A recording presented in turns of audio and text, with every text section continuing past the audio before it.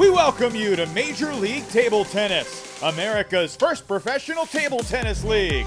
I'm your host, Evan Lepler, and if you've never seen MLTT before, get ready. This league features 8 teams packed with elite players from all around the world, competing both for cash and the prestigious MLTT Cup. The defending champion Texas Smash are striving to go back-to-back, thanks to exceptional play from U.S. Olympian Amy Wong and the formidable doubles duo of Dave Macbeth and Hiromitsu Kasahara. But first, they'll need to tangle with Nikhil Kumar, Kotomi Omoda, and the West Division rival Portland Paddlers. The Smashin' Paddlers will play 4 singles matches and 1 doubles match, each consisting of 3 games to 11. Then our grand finale, the Golden Game. It's an all-out full squad sprint to 21 points, which usually determines the match's outcome in thrilling, dramatic fashion. 19-2 performance. Oh, what a way to finish. What a way to finish. Our action begins with a battle of first-round draft picks. Portland's Nikhil Kumar and Texas's Amir Hodai. On today's call, former New Zealand national champ Matt Hetherington and the 2-time U.S. Olympian and USATT Hall of Famer Sean O'Neill. Now let's take you to the table at the Merrill Center in Katy, Texas. Nikhil Kumar playing the opening match here against Amir Hodai 1-0 from Iran. These two teams have faced each other once this season. It's in week 3 in Chicago. Texas Smash winning 13 points to 8, 21-17 in the Golden Game. We won't be seeing any of the same matchups from that weekend here today.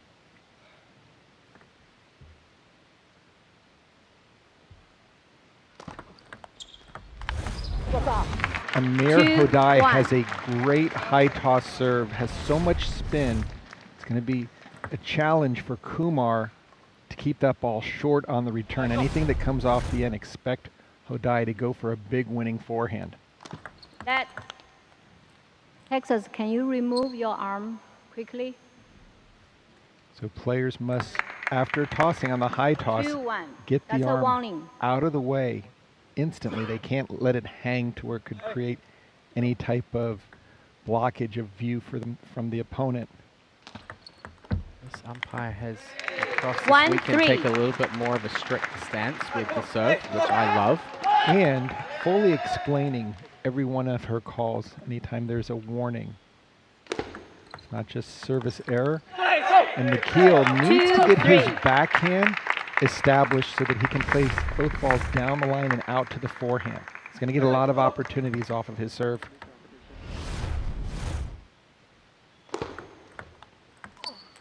Amir 4-2. won 2 games to 1 over Enzo Angles this weekend. A reminder of the competition format, players playing 3 games to 11. There's a doubles match in between the 4 singles, and the team leading going into the Golden Game. It's a little bit of a point advantage heading into that. Golden Game format's been a triumph for Major League Table Tennis, involving the whole team, and it's been a really important part of the scoring system. A lot of points on the line, 6 points on the line for the team if they can win the Golden Game.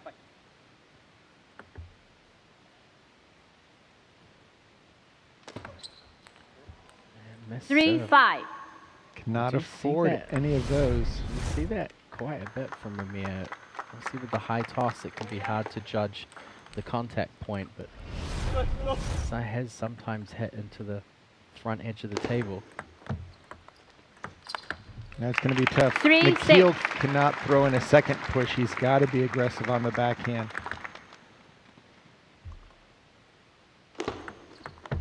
Great service there by Kumar.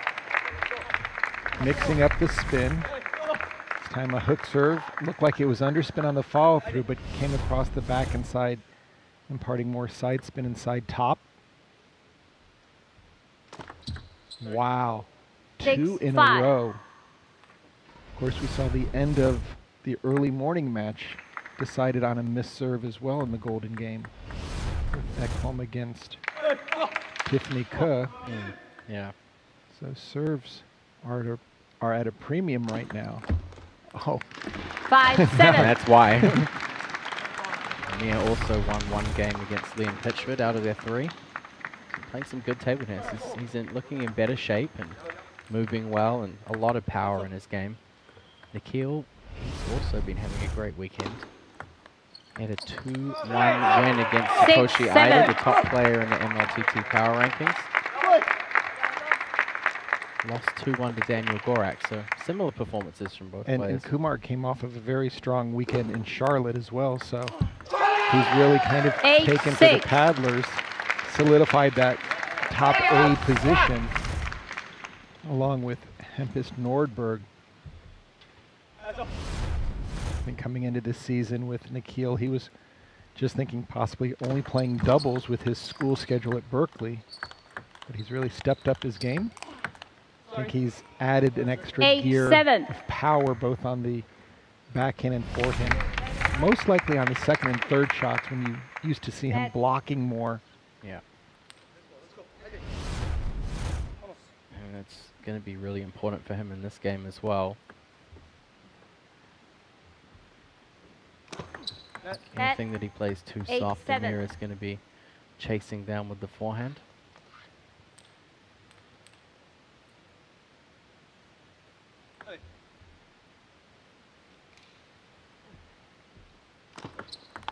Oh, excellent. 8-8. Decisive receive there by Kumar. Going for the backhand, going with the spin, taking it cross court, finding a hole there on the backhand side.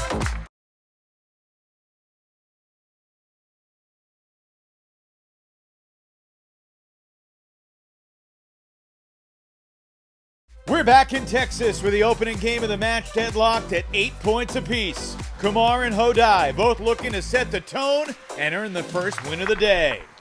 What you want to do on your serve return, challenge the server to have to do something very aggressive. And again, nice combination. 9-8. Topspin hook and third ball attack. Hodai has to flip that serve. If he tries to push it back, What's and wrong keep with it that short. ball? Oh, you have a ball. 9-8.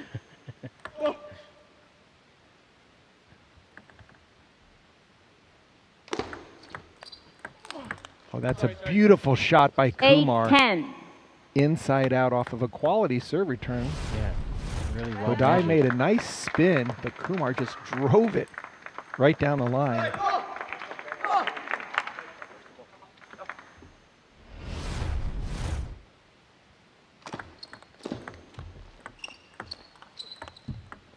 Yeah, that's 9-10. what Amir needs to target. He needs to be assertive and he needs to go after that backhand. If he can get Nikhil playing softer on the backhand side. That was a great serve return, though, by Nikhil. I don't know how he kept that serve so short and low. I imagine it's probably his biggest focus in this match, just knowing what Amir can do with a bad serve receive. And the wind up on the backhand gets the job done. Nikhil Kumar off to a big start for the Portland Paddlers. He wins the first game against Amir Hodai. 11 points to 9.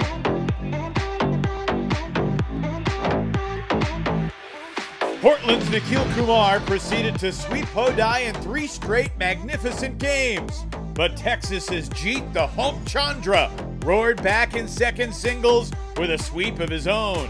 With a score now, Texas 4, Portland 3. MLTT Commissioner Flint Lane joins the broadcast.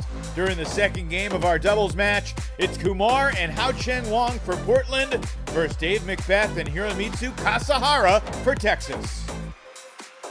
Flint Championship weekend coming up in Philadelphia, St. Joseph's University, in a small handful of weeks. What are you anticipating?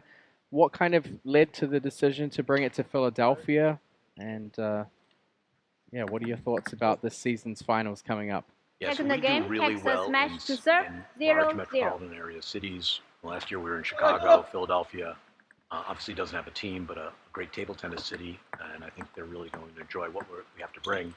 As of now, we've got 2 teams qualified for the playoffs, Carolina and Texas, with 3 other teams to be decided in the final weekend, with Portland, Princeton, and Chicago still vying for a playoff spot. So It'll be interesting to see who comes up big in our next match in 0-2. Lawrenceville, New Jersey, right outside of Princeton, which will ultimately determine who gets to make that trip to Philly.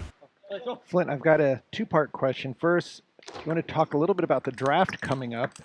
Then after that, one of the most exciting elements of Major League Table Tennis, which 1-2. I've been so fortunate to be part of, is minor league table tennis. Can you talk about those two upcoming events with the draft first? Sure. So we've got actually 2 drafts coming up. We've got something called the expansion draft because we're adding 2 new teams next year. 1-2. We'll have an expansion draft on April 21st where the 2 new teams will get to pick players from the 2-2. existing teams, and each team can protect up to 4 players. So that means the bottom 4 players are up for grabs for those expansion teams to select from. And then a week later, all 10 teams will then pick from the people who signed up for the draft this year. And then minor 2-3. league table tennis. Yeah, so minor league table tennis is something new we rolled out probably in the last 6 months or so. And much like we think that the country needed a pro league, and we're busy doing that, we think that the country needs more grassroots programs. And right now, table tennis is 4-2. pretty much a solitary pursuit. Kids train sometimes in groups, but they play tournaments by themselves, and there's no team concept of table tennis for the youth to participate in or for amateurs to participate in.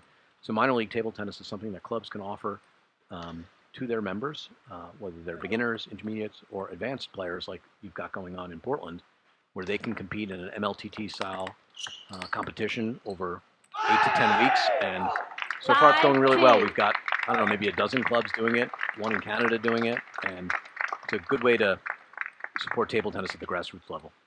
Absolutely. We've had a blast in Portland where we get the team jerseys. We get to cheer for, we call them parent teams. With my team, the 3-5.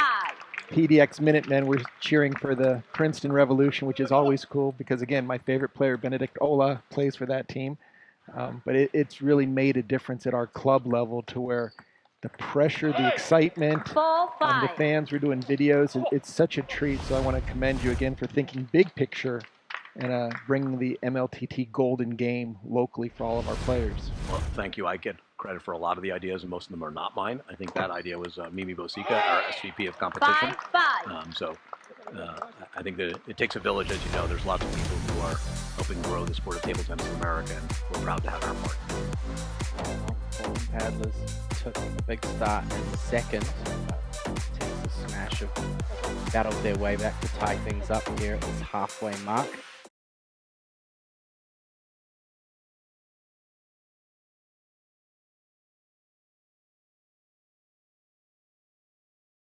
Let's rejoin Matt Hetherington, Sean O'Neill, and MLTT Commissioner Flint Lane on the call.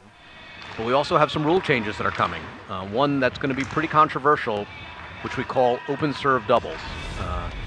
It is odd to me that in doubles, in table tennis, we are the only sport where the rules about where you serve change from singles to doubles. If you look at tennis, they serve diagonally because there's just too much ground to cover.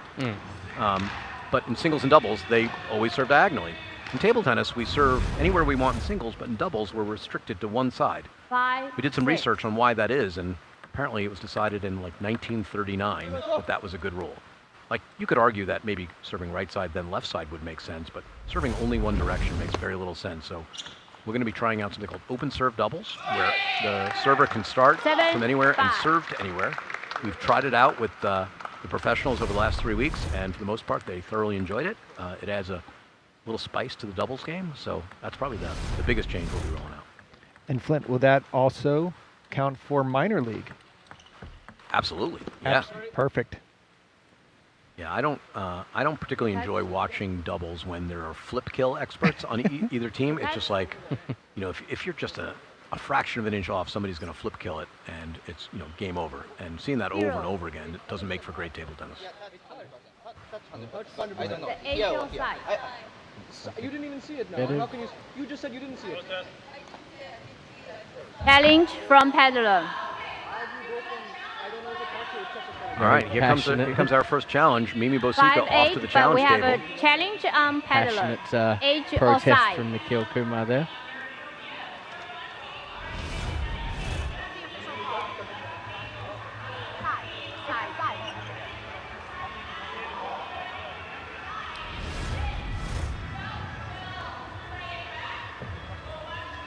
Flint, we've had some interesting challenges throughout the season. Yeah, also a new rule this year, the serve clock, which keeps things moving. We've shortened the average match time, and the challenge system has certainly added an interesting wrinkle and some controversy.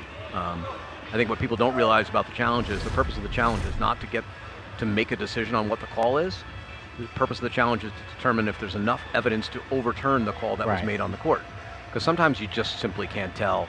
Was it on the line in doubles? Did it hit the edge or the side? So unless there's overwhelming evidence, we don't overrule the call.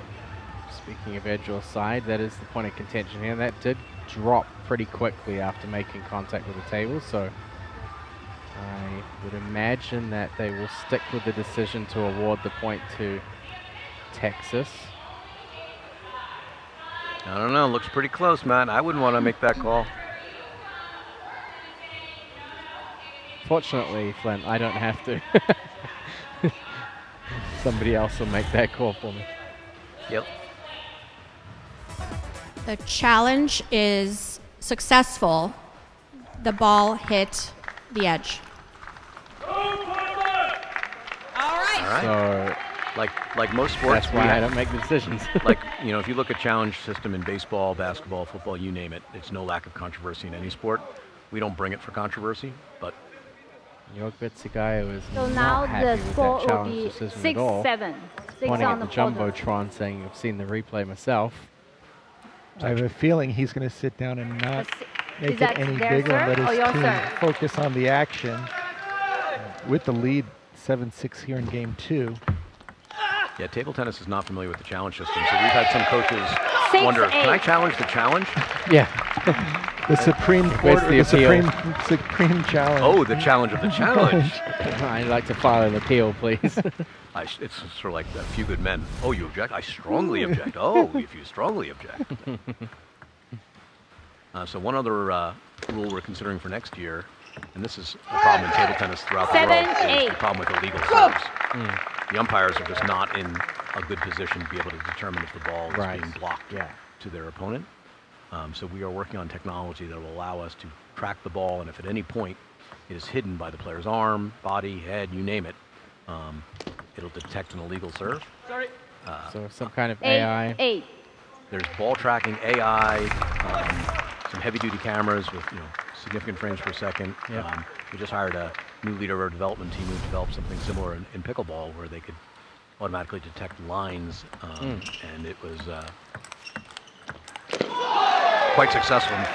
They could even detect when the ball was being compressed, because when the ball got compressed, it was touching line. If the ball didn't get compressed, it wouldn't touch the line. So that could be a pretty significant game changer in table tennis. I'd say make sure you license that technology. 9-9. funny. I got to watch some tennis at the Olympics, and they do all line detection with AI and software at this point. At one point, it went down for like 5 minutes, and all 14 courts had to stop. That was not a good look.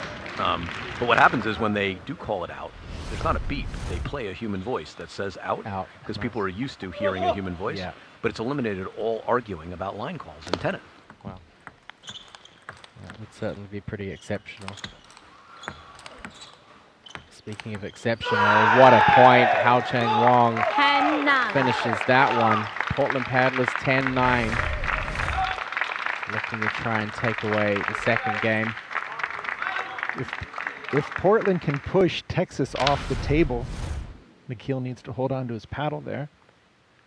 That'll be exactly what Portland needs right now to even up this match. McKeel adding himself or inserting himself as the third umpire. And David McKeel says, take that. Oh, I almost got that ball. He's played a lot of roles. Player, coach, umpire, referee. Commentary, but not on the mic. Always got something to add. Cheerleader. For the record, I wasn't allowed to scream golden point because I had the mic on, and I always do normally.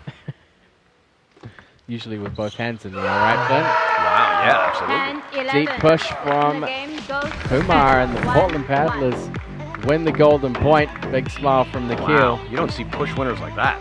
I was thinking, what new name do we call it? Because we've already used banana strawberry. Is that a peach or something? That's a forehand. Whole fruit bowl left for that. think we're going to go with cherries on that one. Holy cow.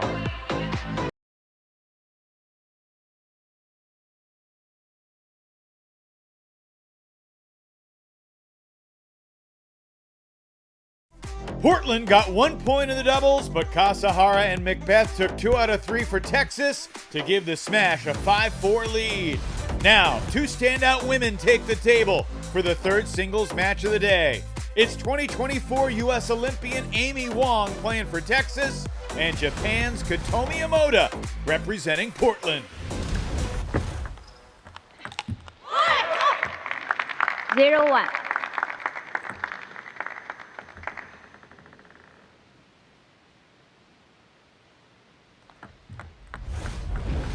Two, 0. 7 to the net from Amy Wong. She give me a new ball right now. I want that one out of there. Get that one out of the court.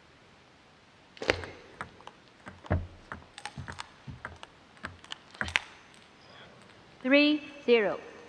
Amy's stuck in kind of smash mode right now. I know they're the Texas Smashers, but she needs to get her loop going. 1-3.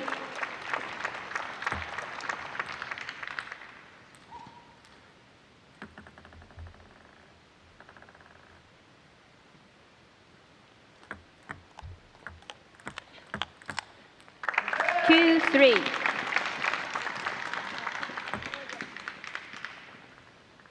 a slow start to this first game between both players.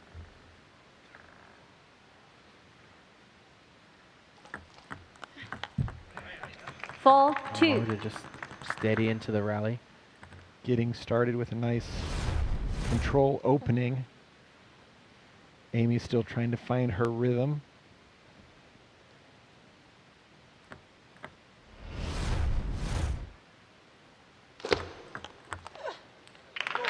Four, 3.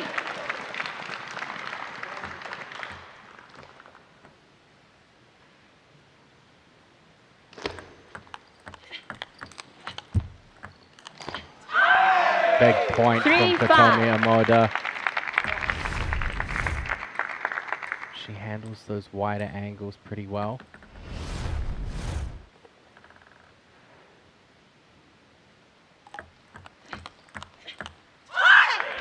Three, 6. Emoda's not afraid on the deep serve to come back with some quickness off the bounce. Generally, Amy loves that because she can use her opponent's power against them. That's 3-6. One of the things we see from Emoda that's a big strength of hers is that she kind of maintains good 6-4. quality in all of her shots. You don't really see too many kind of miss hit or low quality shots from her. She's always going full commitment.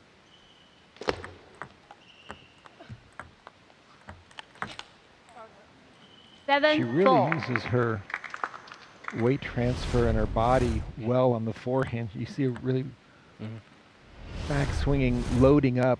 She can go both directions, both down the line and inside out. Yeah, a lot of torque on the 4, forehand. 8. Very deliberate in the backswing, and she gives herself plenty of space as well. She's not hits the balls into her body. She manages to get around it nicely. Amy plays such a fast game, especially cross court and down the line. She can keep the ball in front of her so quick. 5, 8. Yes, on the only encounter between these two teams so far in season 2. Amy won over Rachel Sung. 9, 5. This is her first time playing against Emoda.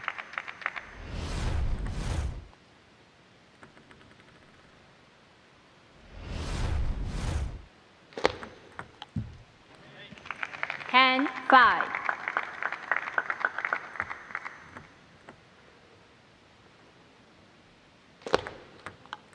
Oh, nice 6, 10. inside out loop by Amy Wong to bring it within 4, but she's got her work cut out for her right now with the serve.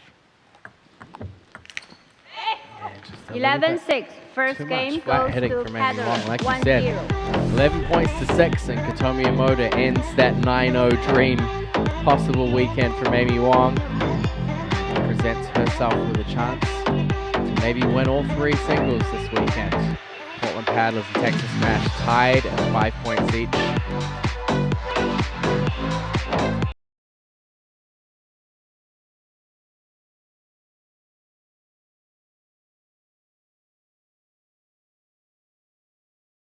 Welcome back to Texas, where Portland's Katomi Yamada took the first game versus Texas's Amy Wong. Now let's see how the U.S. Olympian responds. Table tennis clubs, 1-0. Houston International Table Tennis Academy here in the area. We've had a bunch of young players doing their own Golden Game challenges in between Net. some of the matches. 1-0. Great to have them here. Net. 1-0.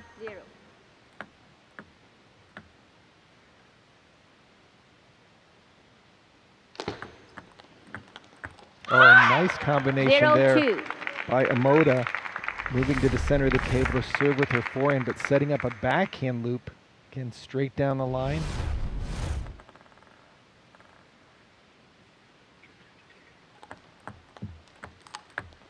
Wow. 1-2. Amy Wong just finding the perfect location for that opening and closing loop.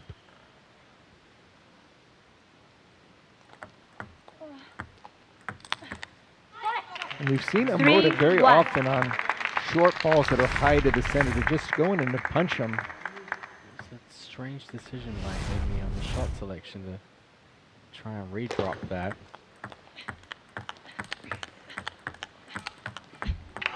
Amy Wong 3-2. I was waiting for inviting Katomi to try and beat her backhand to backhand. Yeah, I was waiting for Amy to take one of these down the line because she had the upper hand and just kept adding up tempo to each of the shots.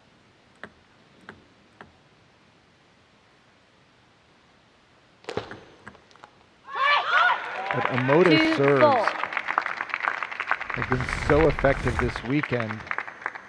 A lot of direct points off of it.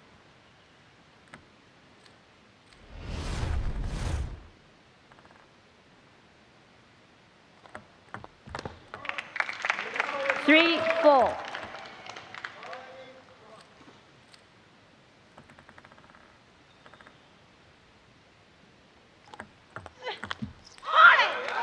Five, 3. Texas Smash will be relying on Amy a little bit here to help them break this stalemate. Right now, Katomi Yamada is 5-3. looking a little bit more in control of things.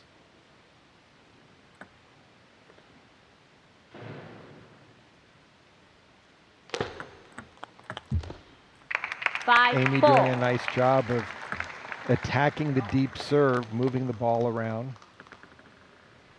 See Amoda once again going to the center of the table. Last time Amy pushed out to the backhand. Went really wide this time. 5. We've evened up the score here. Great serve return by Amy Wong. You can see how wide that one was played cross court.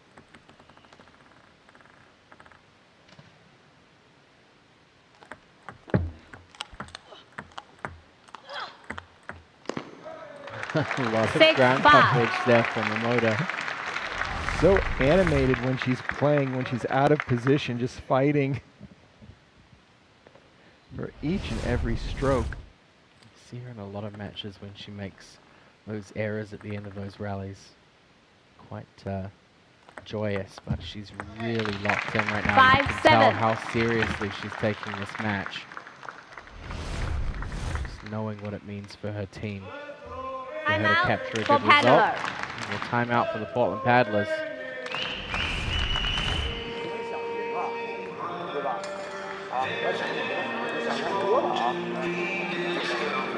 Half long serve for him.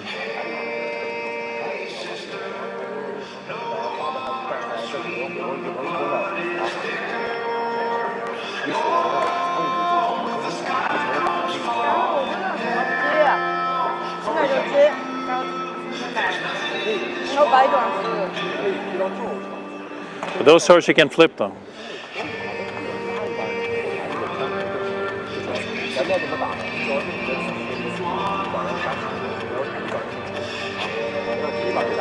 Tell her to do half long serve to forehand. Yeah, I saw her. I saw her. Good. I'm not sure if she's going to do it. Portland Paddlers 5-7. still with one singles match remaining and the golden game are down to one timeout left. Takes a smash. Haven't used any yet. Net 5-7.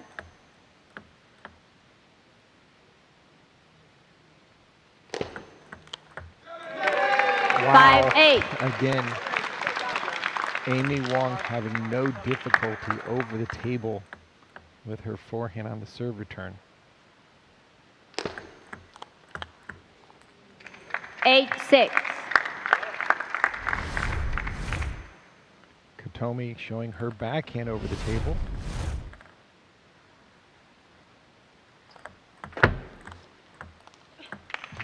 Just 9-6.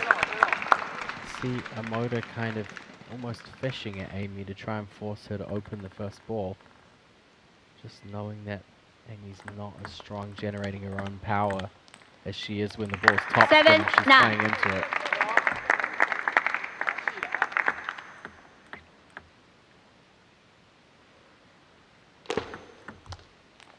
There's that half-long 8-9. forehand serve that Coach Christian was asking some consideration for.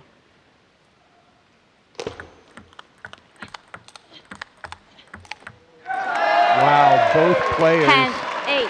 just holding their position until Amy Wong finally finds the opening with her forehand.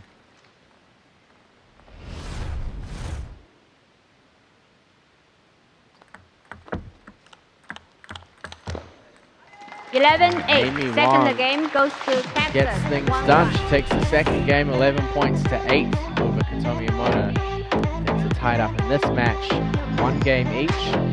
Find out who comes on top in the third. Just a moment.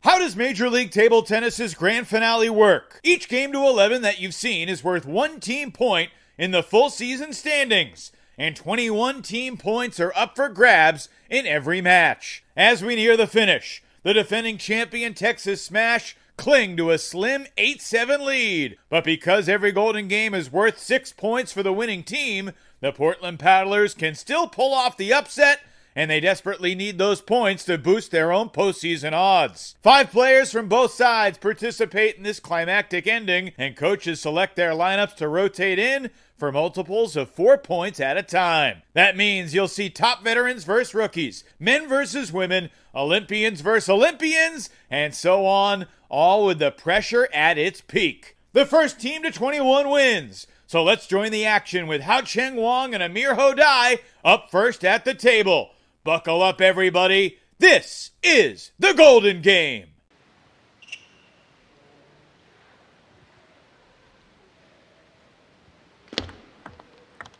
Hey! 1-1.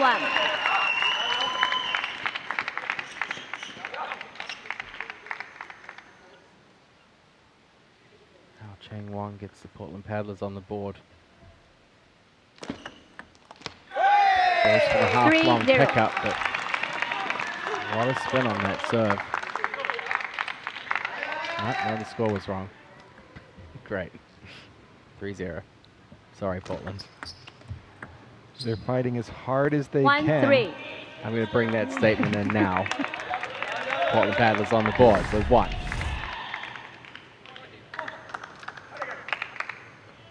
Right, 2 back-to-back mixed singles matches here in the Golden Game. 1-4. Note to paddlers, don't serve to the backhand.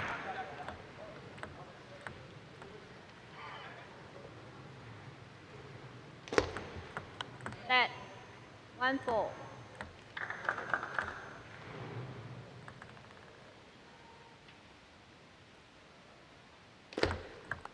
Oh. 4-2. Set up as if she was going to serve out to the forehand by moving to the center of the table, but then went for the quick one. into the backhand corner. Net served by Macbeth. I just wonder if Christian Lewis. 4-3.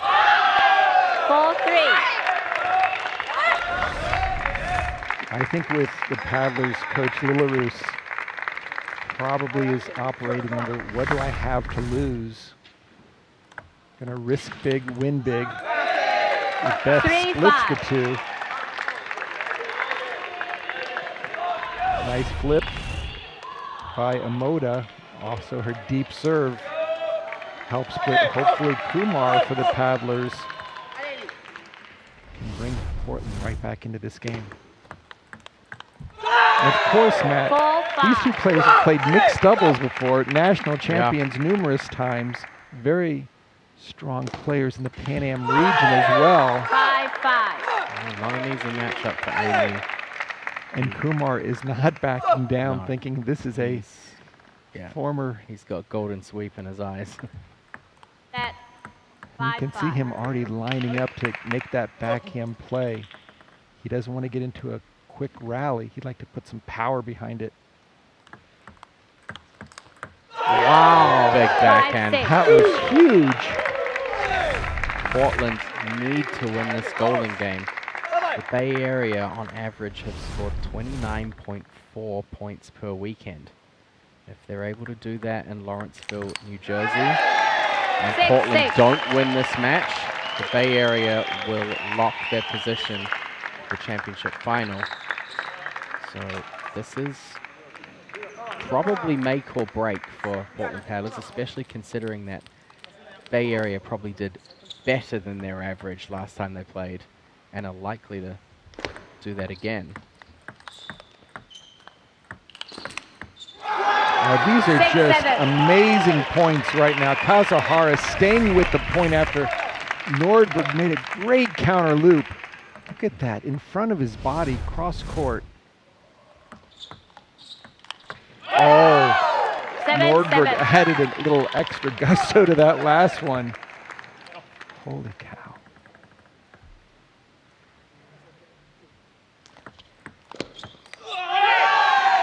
Very strong initiative there by Nordberg, just forcing the offense on the serve return.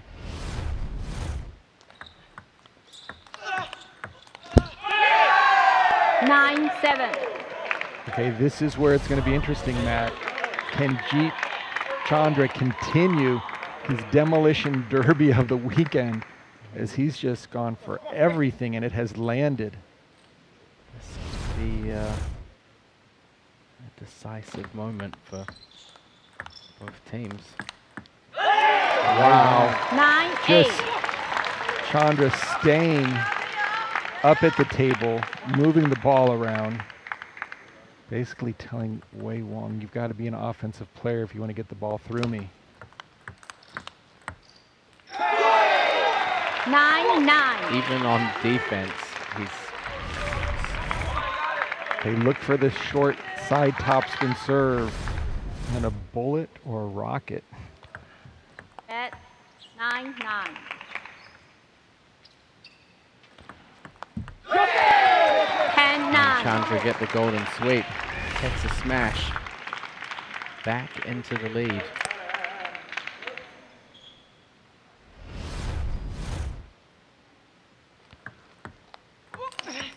And he does get the golden sweep.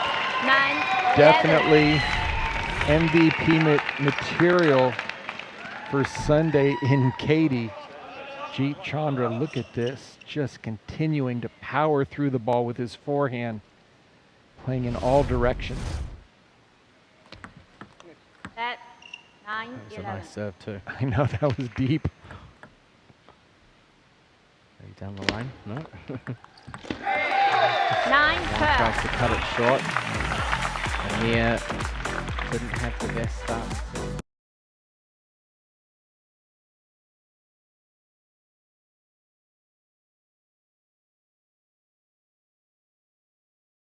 Texas currently leads 12-9 here in this climactic race to 21. Let's watch the thrilling conclusion of this pivotal golden game. Stadium if you try that one. Well, if you don't have any timeouts left, you can't throw the challenge in anyway. And actually, looks like 13-9. I'm not even sure. I feel like Texas had used more timeouts. There's nothing on the board Maybe they right could now. like sell them one. Got a couple in their back pocket. A draft pick for next season for a timeout. Amir, her guy, leads. This is a big back-to-back effort from the Texas smash between Jeet and Amir. What a forehand from Hao Cheng Wang. Stops the sweep, but Macbeth will face Kotomi Yamoda, and the Texas smash a 4 in the lead.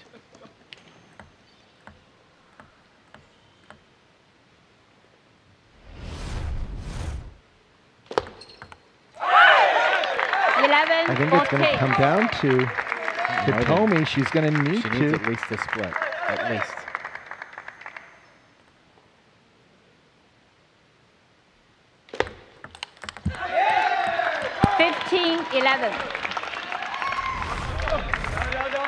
Going for the deep serve.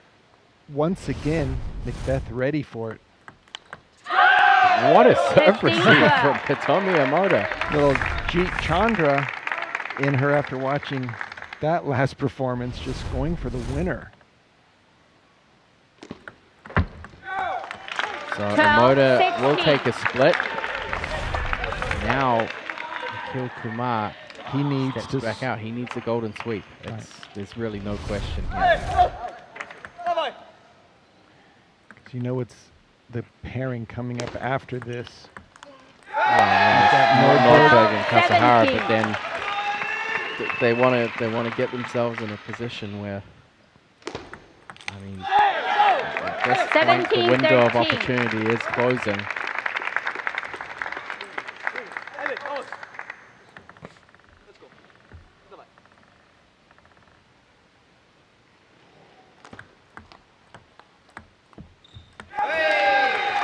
Trying to go for the extra short ball, but off the table is not an easy skill. Just barely tried to climb it over. Net serve. 18-13.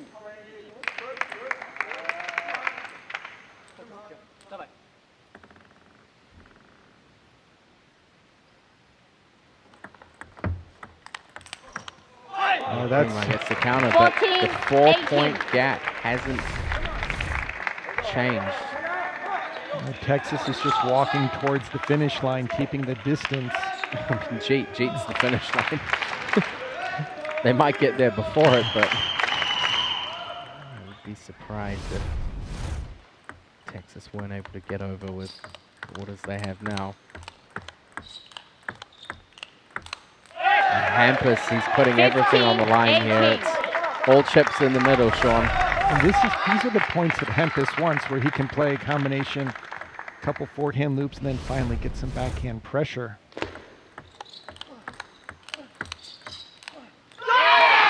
And Kasahara just putting enough depth on the ball that Hampus is out of position, coming across his body.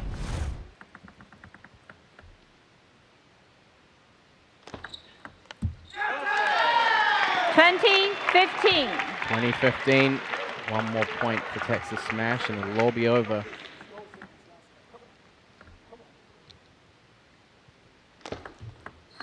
Kasahara dumps his serve in the net. 16-20. He's forfeited the honor of finishing the match. Maybe he felt like Jeet deserved that moment more. Jeet only has to win 1 out of these 4 points.